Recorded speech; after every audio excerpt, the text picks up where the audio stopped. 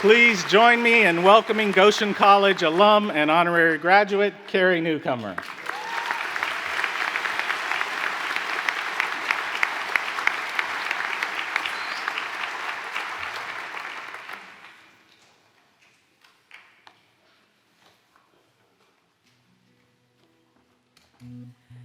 Oh, it's hard to speak, let alone sing.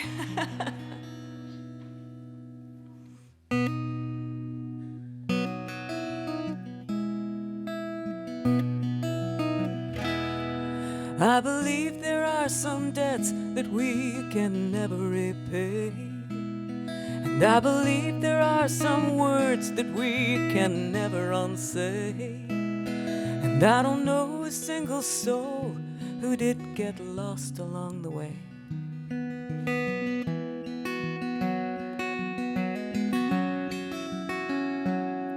And I believe in socks and gloves knit out of soft gray wool, and that there's a place in heaven for those who teach in public schools. All right. And I know I get some things right, but mostly I'm a fool.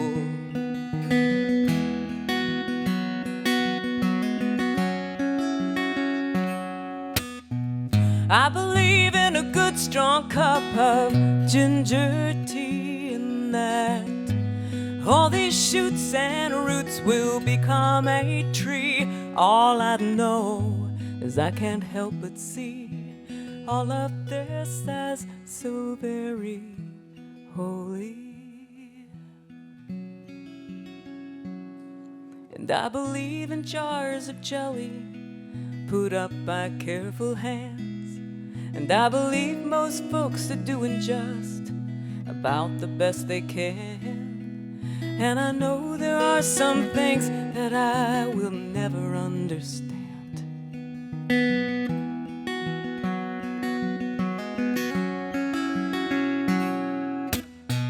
I believe there's healing in the sound of your voice, and that a summer tomato is a cause to rejoice, and that following a song was never really a choice, never really. I believe in a good long letter written on real paper and with real pen. I believe in the ones I love and know I'll never see again. I believe in the kindness of strangers and the comfort of old friends. And when I close my eyes to sleep at night, then it's good to say amen.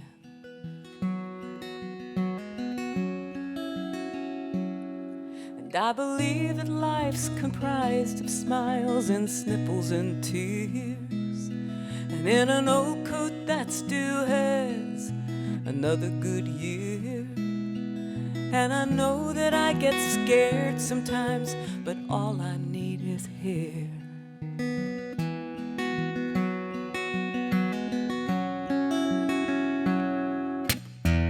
I believe in a good strong cup of ginger tea, and that all these shoots and roots will become a tree. All I know is I can't help but see all of this as so very holy. I believe,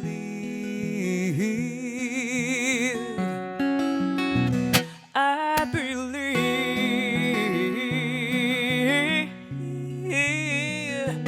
I believe,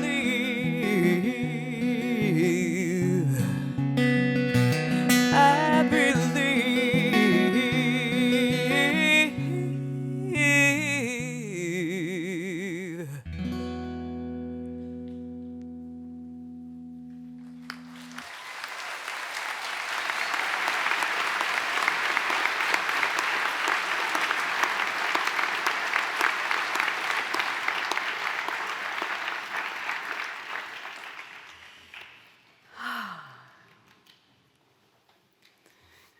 Good morning, Good afternoon. It's a pleasure and an honor to be a part of the graduation ceremony of the Goshen College Class of 2016. Thank you, President Jim Brenneman and the Selection Committee, for the opportunity to speak with you today. As a Goshen College alumna myself, it's been good to have a chance to reflect upon my own time here on campus and the powerful ways that it changed me, which included experiencing a wider and more diverse world during my student service term, how to fire raku pottery, traveling with a theater troupe, and how to clean 10 gallons of mashed potatoes off the cafeteria kitchen wall when I pushed the wrong button on the industrial mixer.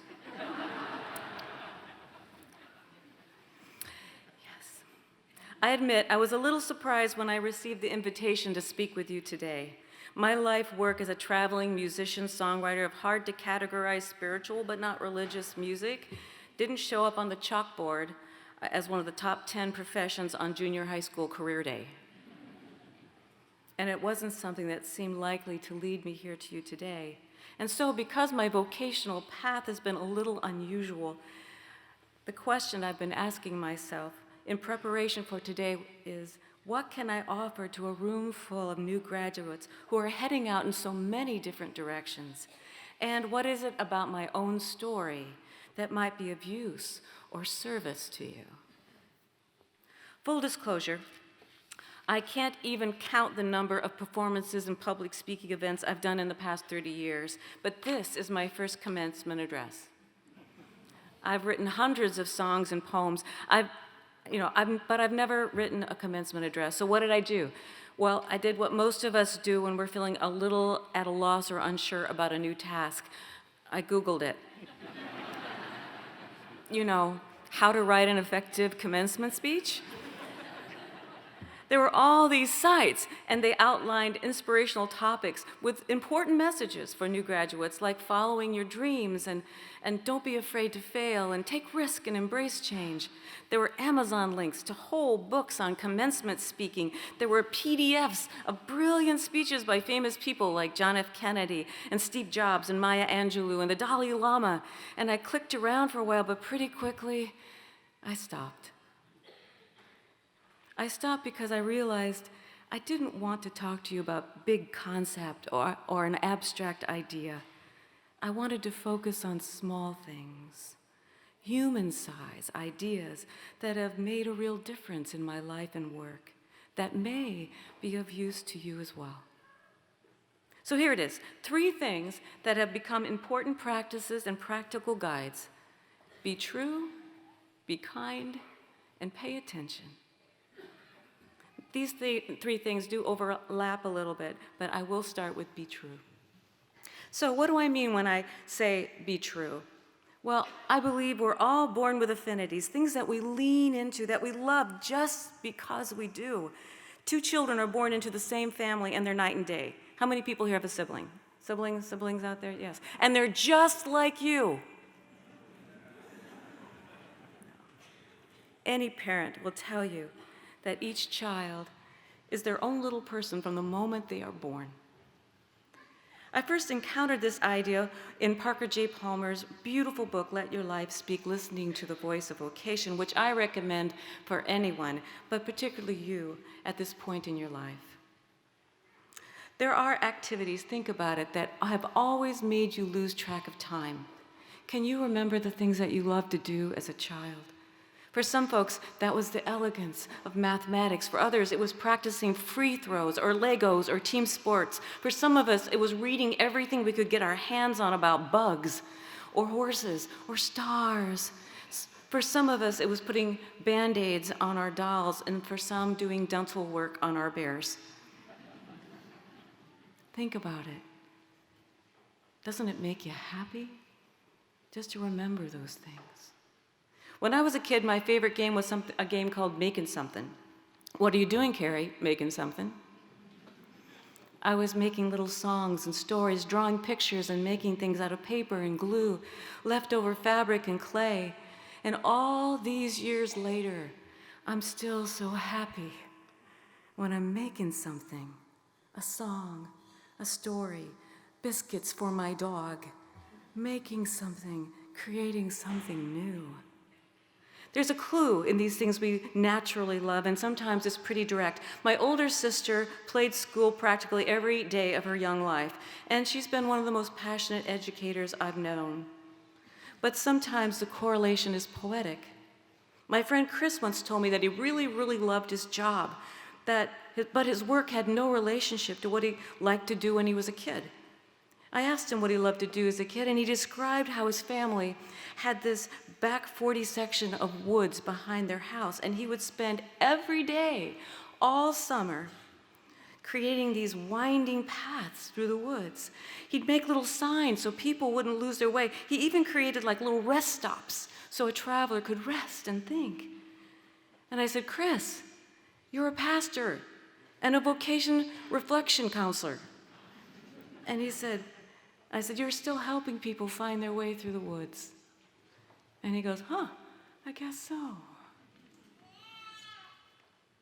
You see, we can learn to do a lot of things well. We are humans with opposable thumbs. We can do a lot of things well. But the closer we get to what we love by nature, when we operate from our truest heart, the more potent our work and our lives become. But being true is not a destination you arrive at and stop. Being true is an unfolding process. You keep checking in with your heart to see if your inner life is in harmony with your outer circumstances. I know. You're thinking, but how does this work and what does the process look like?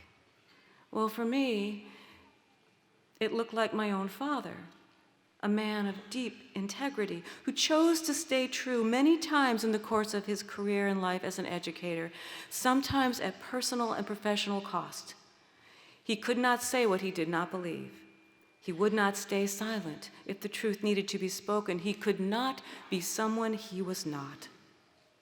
My father's example inspired me to not become another singer-songwriter, even a good one, but instead to become the only Carrie Newcomer, and the truest Carrie Newcomer I knew how to be.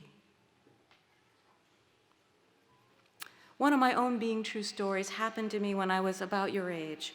I didn't go to college for music. No, I think when I began college, I wasn't ready to risk what I loved the most. I think for some of us, we have to get ready to risk what we love the most, because if it doesn't work out, it's going to mean something. So I got a fallback degree, work that I really enjoyed a lot, visual art.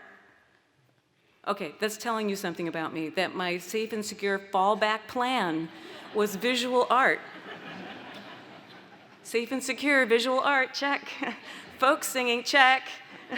We're just lining them up there. Eventually, I got a teacher's license so I could teach visual art, but all through school, I was writing songs, and even though I was pretty shy, I began to play music in restaurants, in coffee houses, in bars, in bowling alleys. I played everywhere, weddings, bar mitzvahs, grocery store openings. I think I played a few garage sales. And when I graduated from college, music was calling me. Songwriting was for me what Parker Palmer calls the thing I could not do. I had no idea what it would look like. I just knew I had to follow. I had to be true. And after all this time, I'm still following. I'm still checking in with my truest heart, listening closely to what it has to say. I'm still refining my life and work because of what my true heart tells me. You have a true heart and a true guide. Breathe deep. Take time to listen. Your true heart can be trusted. Keep asking, how do I bring more of who I am and what I really love into my daily life? On the way to finding and honoring your truest self, you can be guided by another simple but important practice: be kind. In your life after Goshen College, you will decide not just what you want to do in the world, but who you want to be. You will do many things and probably work a variety of jobs. But in every circumstance, you will choose the kind of spirit you will bring to your life and your work. We talk a lot about love. We talk about love in songs, in movies, in spiritual community. And love. Love is big. It's so wide. It's so big. Sometimes it's hard to get your arms around the concept of love. But kindness is love in human size. Kindness is the country cousin to love. It brings soup when you're sick and hangs out in the kitchen washing dishes when nobody asked it to. It opens the door when your hands are full. It stops everything to listen to your story. It is not flashy or fancy or likely to make the front page. It's a small practice and so humble it's easy to forget how profoundly powerful it is. Kindness lightens and softens our days. It reframes the world and expresses love on human scale. Now, this does not mean I've always worked and lived in situations of goodness and light. I've had to learn how to navigate in a tough business, particularly for women. But I made a choice about the kind of spirit that would ground my life and work. Greg Ellison wrote, "I can't change the world, but I can change what's 3 feet around me."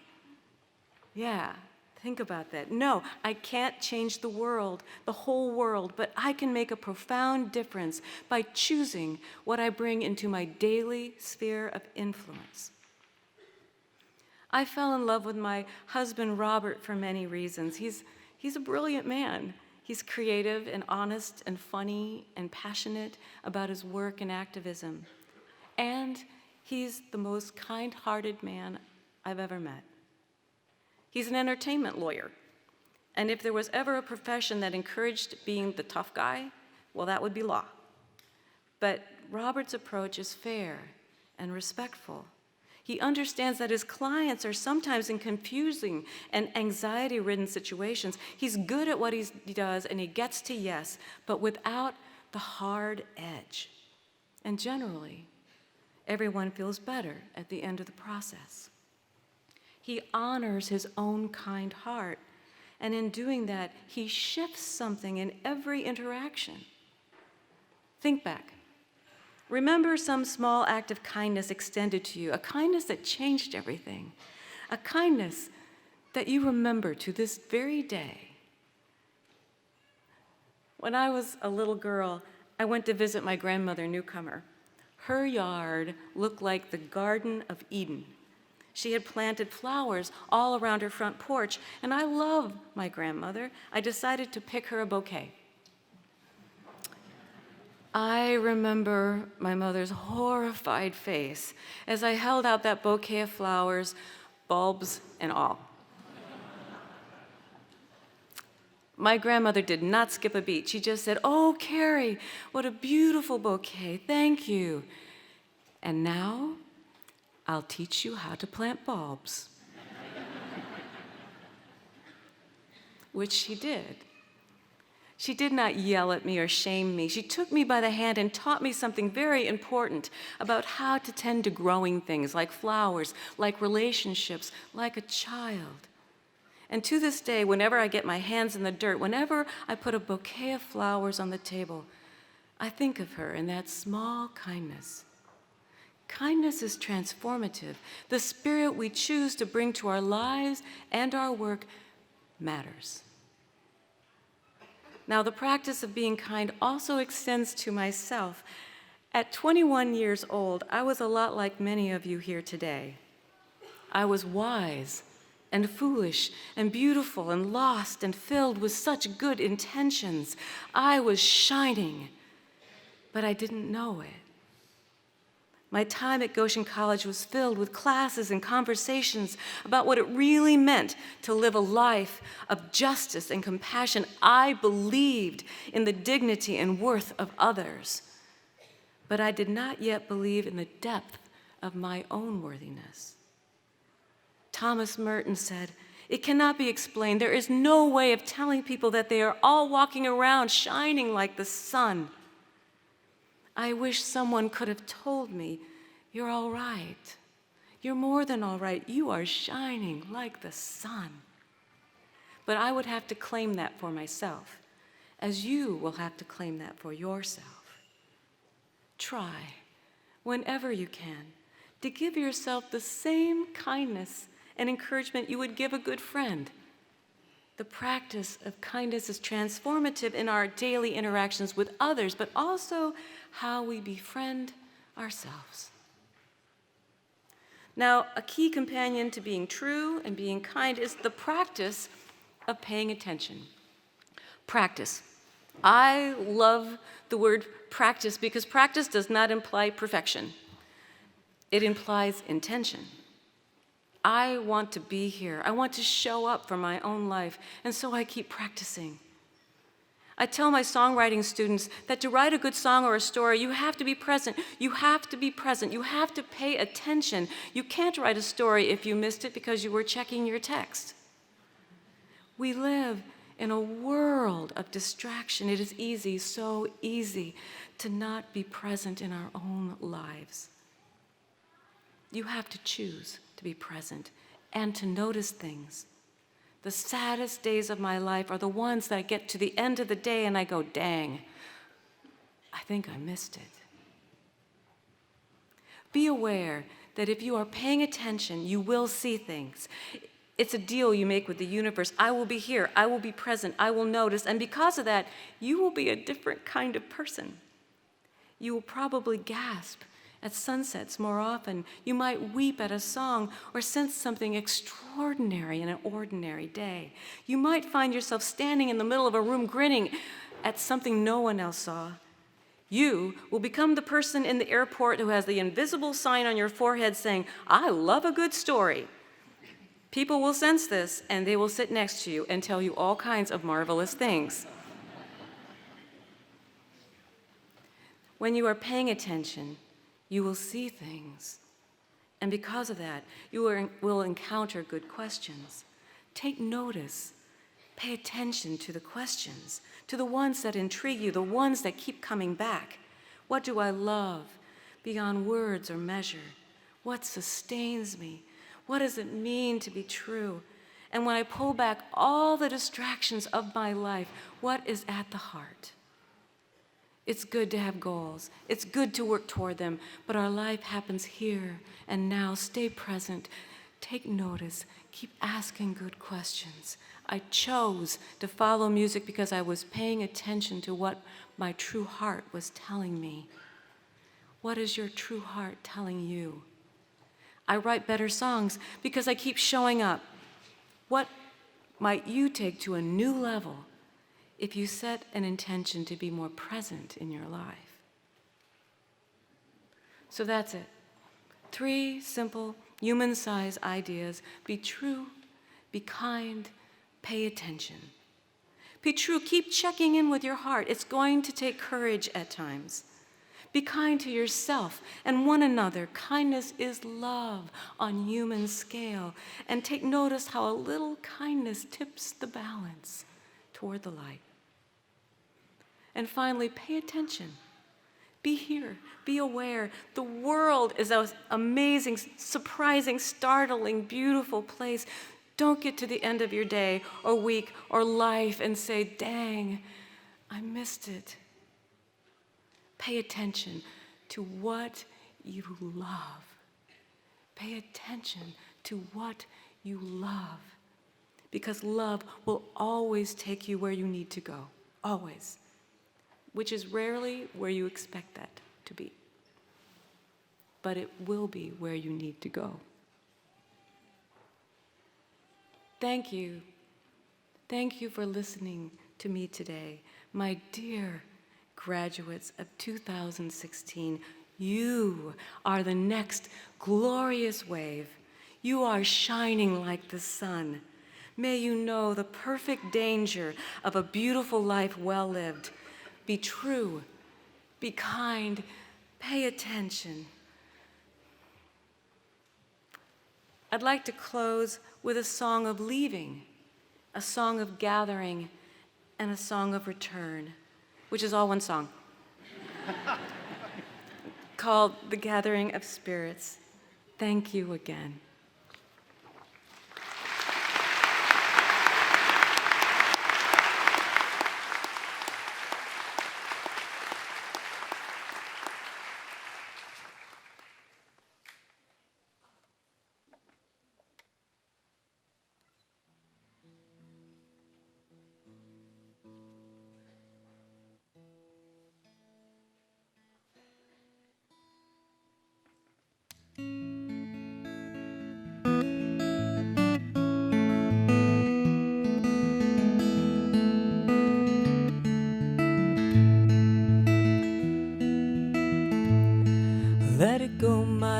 my truest, let it sail on silver wings. Life's a twinkling, that's for certain, but it's such a fine thing. There's a gathering of spirits, there's a festival of friends, and we'll take up where we left off when we all meet again. I can't explain it, I couldn't if I tried, how the only things we carry are the things we hold inside, like a day in the open, like the love we won't forget, like the laughter that we started and it hasn't died down yet. Oh, let it go, my love, my truest, let it sail on silver wings. Life's a twinkling, that's for certain, but it's such a fine thing. There's a gathering of spirits, there's a festival of friends, and we'll take up where we left off when we all meet again. Oh yeah, now didn't we? Don't we make it shine? Aren't we standing in the center of something rare and fine? Some glow like embers, like a light through colored glass. Some give it all in one great flame, throwing kisses as they pass.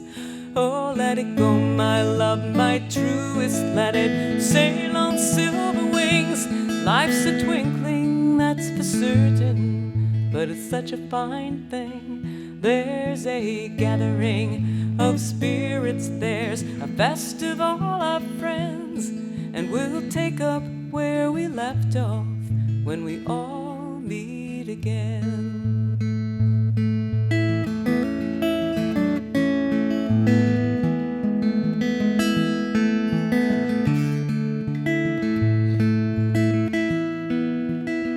Just east of Eden, but there's heaven in our midst, and we're never really all that far from those we love and miss. Wade out in the water, there's a glory all around, and the wise say there's 1,000 ways to kneel and kiss the ground. Oh, let it go, my love, my truest, let it sail on silver wings. Life's a twinkling, that's for certain, but it's such a fine thing. There's a gathering of spirits, there's a festival of friends, and we'll take up where we left off when we all meet again. And we'll take up where we left off when we all meet again.